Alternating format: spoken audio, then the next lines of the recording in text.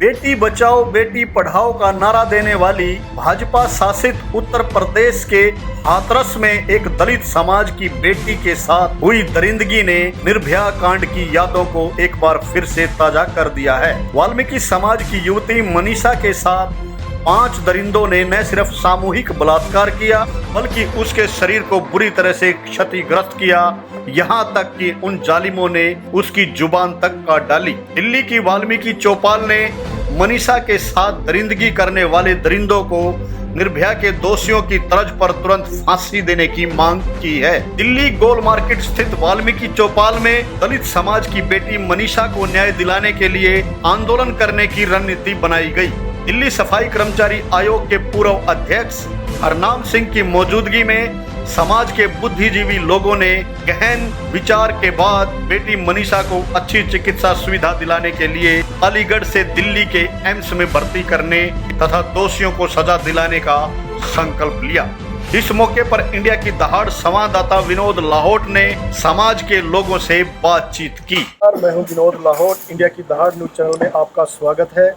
आज दिल्ली की गोल मार्केट की वाल्मीकि चौपाल में हाथरस की वाल्मीकि लड़की मनीषा के साथ जो बर्बरता हुई है, उसका बलात्कार और उसके साथ जो बर्बरता की गई है, उस पर आज वाल्मीकि चौपाल में गहन चर्चा हुई और उस पर क्या क्या निर्णय लिए गए हैं, इस पर बात करने के लिए हमारे साथ वाल्मीकि चौपाल में कुछ वाल्मीकि समाज के बुद्धिजीवी लोग एकत्रित है। आइए उनसे बात करें, आज क्या निर्णय लिए गए।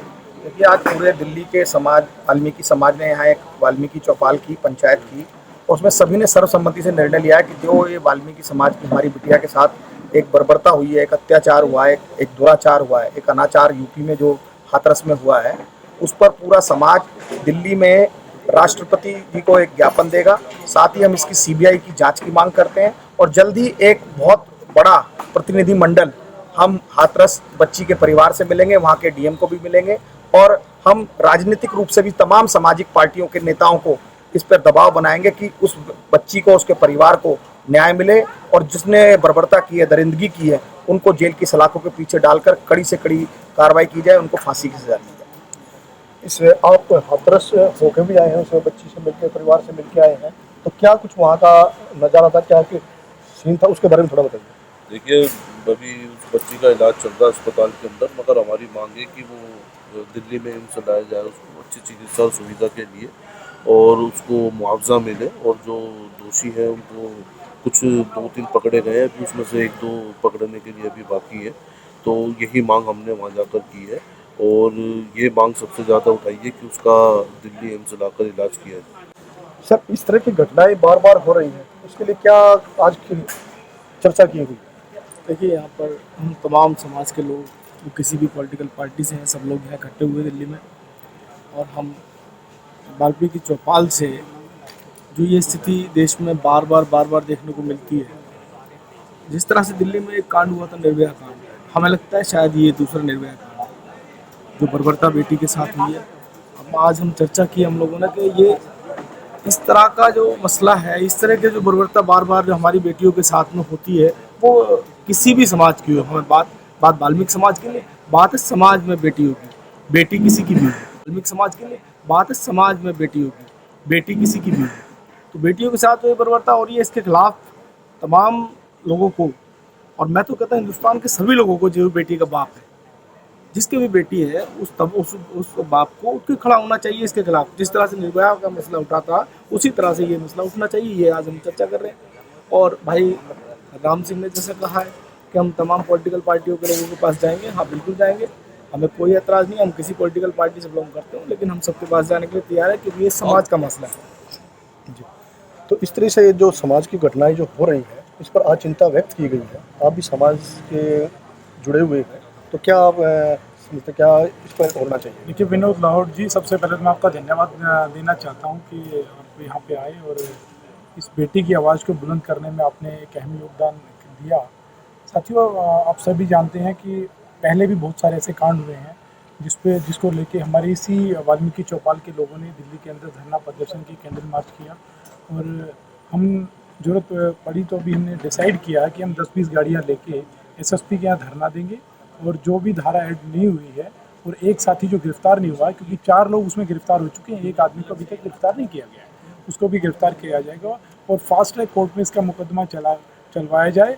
और ये हमारी मांग है पूर्ण रूप से, और उनको 4 को 5 को फांसी दी जाए, इससे कम हमारी कोई भी मांग नहीं। संजय कामवाल जी, आप पत्रकार भी, सामाजिक चिंतक भी हैं, तो इस तरह की घटनाएं बार बार ना हो, इसके लिए क्या आप सुझाव देना चाहेंगे? किस तरीके से इस पर नियंत्रण हो इन घटनाओं पर? ये सरकारों की नीयत ठीक नहीं है, ना तो सेंट्रल सरकार की है ना स्टेट सरकार की है, क्योंकि जब जब सरकार की नीयतें खराब होती हैं तब तक ये गरीबों के ऊपर अत्याचार होते हैं। आप देखिए, इतना बड़ा मामला है, ये एक बच्ची के साथ इस तरीके से हुआ, आप सबसे कोई छुपा नहीं है, और सरकार के कान पे जू नहीं है, ना किसी की स्टेटमेंट है ना कुछ है, क्योंकि ये दलितों में भी अति दलित हैं जो वाल्मीकि समाज, उसकी बेटी है। अगर ये किसी स्वर्ण की बेटी होती, ये किसी मनुवाद की बेटी होती, तो पूरा देश हल्ला मचा रहा होता। इस टाइम सबकी बड़ी बड़ी स्टेटमेंटें आना शुरू हो जाती, चीफ मिनिस्टर भी उनके घर पहुंच जाते, सब हो जाता। तो मैं सोचता हूँ कि ये इंसान में इंसान इतना फर्क क्यों भेद समझता है? बेटी सबकी साझा है, और ये सरकारें जो आंखें बंद करके बैठी हैं, मैं ये शर्म की बात है। और मैं आज इस चैनल के माध्यम से सरकारों को चेतावनी देना चाहता हूँ कि समय दूर नहीं है, आप समझ जाएं और दलितों को रोंदने का काम ना करें, वरना इस सरकार की ईंट से ईंट बजा दी जाएगी और पूरा दलित समाज इस पर जागरूक होकर के काम करेगा। और अब हम दलित समाज किसी के ना तो अधीन है और ना किसी के षड्यंत्रों में फंसने वाला है। हमें झूठे आश्वासन नहीं चाहिए, हमें कार्रवाई चाहिए, हमें उन लोगों की फांसी चाहिए, हमें उन लोगों की फांसी चाहिए। क्या ये सरकार देगी? अभी तक होम मिनिस्टर का कोई इसके ऊपर बयान नहीं आया। मीडिया में जो अभिनेत्रियां हैं वो ड्रग्स को लेकर के वो दुनिया भर का उसमें बवाल काट रखा है मीडिया ने। ये इतना ज्वलंत मुद्दा है, इसको एक भी मीडिया नहीं उठा रहा। क्यों? क्या इस देश के ये मूल निवासी नहीं है?